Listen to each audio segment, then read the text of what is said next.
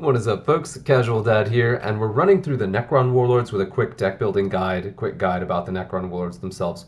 Just in Ulthakar, I'm going to go ahead and jump into the rest of the list. We're going to go ahead and start with the most basic of the Necron Warlords. That is the Corpse Lord himself. Itself, who cares? This is one that most players start with, and is one of the optional starting warlords you can have, is one that just about everyone has, but you don't see played all that often. But he is actually quite powerful. Which is funny to say, because he didn't used to be. He used to be kind of a joke as the weakest warlord out there, and he still is not that great himself, but the reason you bring this dude is that price point. He comes in at 20 points, so you get the absolute maximum of your most powerful Necron cards across the board, and just stuff your deck with the most powerful stuff you can have. That's kind of the way you do the Corpse Lord. But his ability's not blank, and I want to be sure to highlight that. He does have Medicae now, in addition to his healing ability, and that ability is, ta-da, when one of your Necron cards readies, they gain 10 plus 10 wounds. And that's any ready. If they have a ready on deploy, if you ready them because you attack with an attack that they don't have, or if you just deliberately ready your entire line by using a psychic attack, which no Necrons have. All of those will heal 10.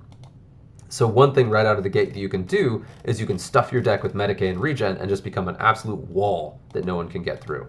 So stuff this guy in there, and again, we've got the cheapest points. So let's go, yeah, he's got healing too. And even if you don't have a lot of healing, a little bit goes a long way when it's buffed up or topped off with with his trait. And now that's going to be too many deck points right out of the gate. So we're going to go ahead and pop in this guy instead. And we'll replace this guy, which I may regret. I'll go ahead and do it. And then we kind of want to thin it a little bit down here because it's getting really, really thick. And we want to make sure that it does not. Yeah, there we go. Little Medicae. He's only got melee, but also has range debuff. So if my deck is mostly offensive ranged, he will just continue to regen, attack defensively, and then every time he readies, he will do a range debuff against my opponent. So that's the other thing too, is that we think of like, oh, the ready does this trait that the Warlord does. But no, it also does the normal ready effect as well. And that's actually kind of a theme in Necron decks, is there are several Warlords, we'll come to the other one later, who have an ability that triggers on a ready, but you still get the ready effect. And that's awesome. Unlike Zagstruck in the Orcs, who you replace the ready effect, so you don't get an addition. So that's a thing to keep in mind with Ulthakar over here. Let's see what else we got. We don't want to get too top heavy, so we'll go and throw him in there. This is still going to be a pretty tanky deck out of the gate. I did mention that Ulthakar, or the Corpse Lord himself is not very sturdy, so you don't want to throw in anything that's too. You want to make sure your deck has enough depth to keep him safe. I'm going pretty heavy ranged here. Let's go ahead and throw in the taunt. Necrons only have one taunt. Luckily, it's quite good, and it's also probably the single biggest auto-include in the deck, or in the entire faction. Also, your Scarabs have that melee debuff, which you can use if you're up against a melee-heavy deck instead of a ranged-heavy deck when you want to do those activations to recharge. Now I've got a regenerating Scarab Swarm. Since I'm mostly going to be shooting, that's not going to attack very much, although it can in a pinch. So it's just going to sit there and regenerate each turn and be incredibly obnoxious to get rid of. So we'll go ahead and run this. I'm running this in the current Harbingers of Despair campaign just because it's up, which is a chance to test out deck builds, but I do want to be sure to reinforce that this is not a ladder game, and so we're not going to see maybe the ladder opponents we might see otherwise. But it still will give us an idea of how well these mechanically work. If you're doing a testing of a deck in a campaign, you want to keep an eye on your stuff. Do you have the cards you want when you need them? What does your draw look like? Do you ever have a bat like this is the worst possible draw, but I can pretty much guarantee my next card is going to be one I want to start with? It is not. Okay, so there's a terrible draw. We don't like it. I don't want to play my Medicae, so we'll go ahead and do this. And then my third draw should be one of the things I actually want. Okay, that's better. Don't really care if he's got hit with fear, because he's not one of my big damage dealers here. This is a good point that I should have mentioned in the Ulthakar video, is that in general, Necrons have very low initiative. So you're probably going to be going second most of the time. So that's a really good thing to keep in mind when you're deck building as well. So what does this guy do in damage? We got 66 and 2. So I can hit him in melee and not worry too much about it.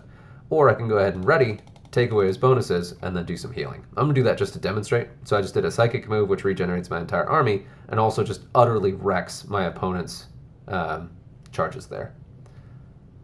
One huge weakness of Necrons in general that I want to highlight is, in addition to not having any psychic, they also have barely any psychic debuff ready. So if your opponent is really building up a psychic attack, there's not much you can do about it without repeatedly dropping outflank, which will give you diminishing returns because it doesn't help you very much. Oh, yuck. Okay, all right. I will say I'm at the level of this campaign where it's starting to get a little bit more challenging, and so it's not actually the worst deck test. This is a decent place to actually try this stuff out.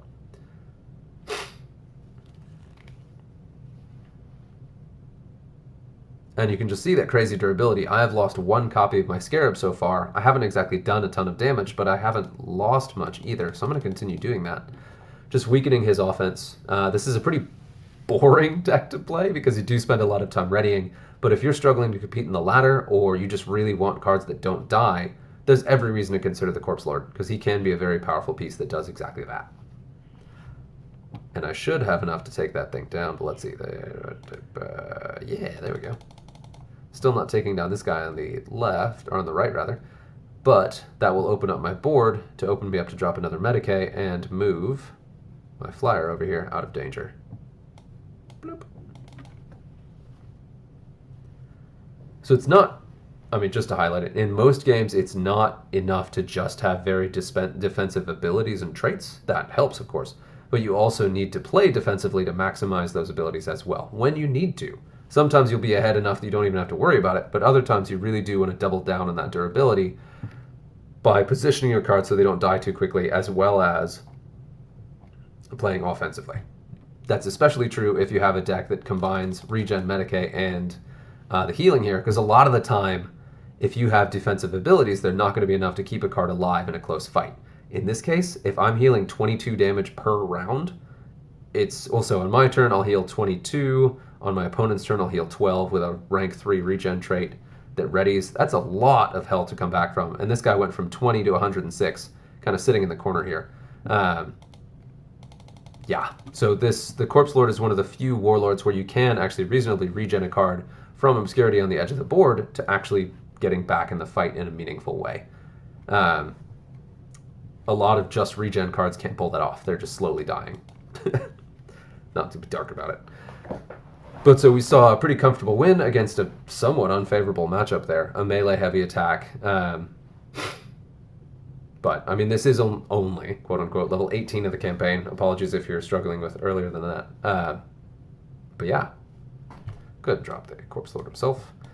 Decent stats? No, they're bad stats. I shouldn't say decent. His melee is actually somewhat respectable, especially for 20 points. But that Medicae is why you bring him, and you really, really bring him for his ability and his cost. That he is so cheap that you can really put in some heavy hitters in the deck and really make a difference there.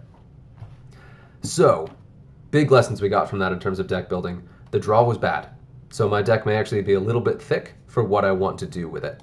And I still ended up dropping the Corpse Lord on the board because I waited until the very end to play my most impactful, meaningful card. So I'm actually going to trim that down by one card. So I'll take out 2, put in 1 that compensates for the cost. So we'll edit this and we'll drop. What do I have in the 50 range? Because what I can do here is I can take out 2 cards and put in a card that's the combined cost, of course. So I could take out these 2 and put in a 27 point cost, or I could take out these 2 and put in something even bigger. That'd be 52. Ooh, yeah. Boy, I wish I could do that, but man, the Tesseract Arc is a staple of a lot of Necron decks. Mine is only level 2.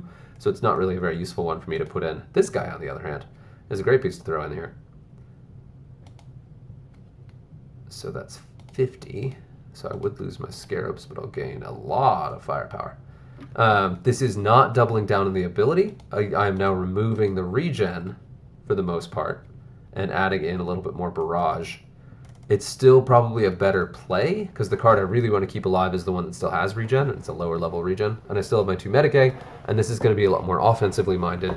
Give me the draws I want, so I will have the momentum and should be able to get through this.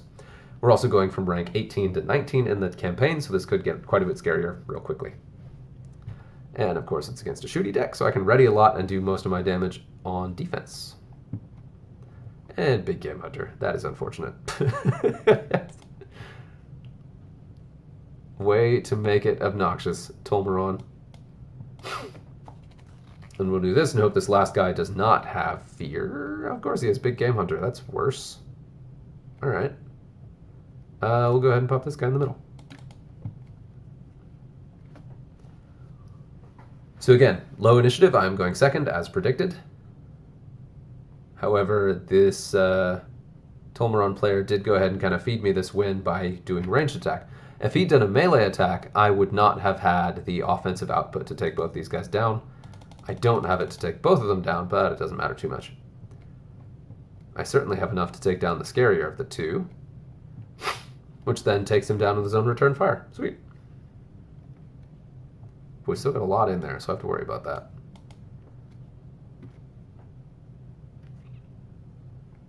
And it is worth noting that I keep talking up that 10 health. It is more impactful the more you do it. You gain 10 health once, whatever. You gain like 10 health 6 times, then you're talking about a significant chunk of health, especially again on top of regen and Medicae. You have hilariously tanky cards. Now he did melee, and if he does it again, I'm going to have to do something stupid and shoot here. But this is a perfect time to ready, build up some health while he feels... So this is a ranged deck that doesn't want to shoot at me because my ranged return fire is significantly higher. So as this is going, I'm doing defensive damage where I'm attacking back on his turn, and then also building up some ready abilities here and regenning on my turn with my ability.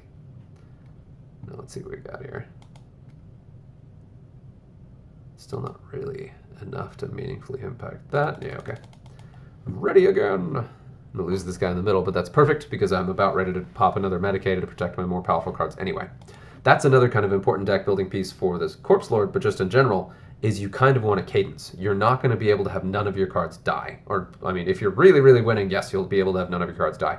But in general, when you play a game, your cards are going to die, and you want to make sure that they die in an order and at a time that is most beneficial to you. So you want some cards in there that can die, just so you can actually maneuver your cards around the board to a place where they won't themselves die. And there again, I did a ranged attack, so this guy's free to just ready in the corner to do that ranged debuff and then also heal himself. Now we're up against Tolmeron himself, who's quite scary, except when he's actually on the board. Watch him kill me right after I said that.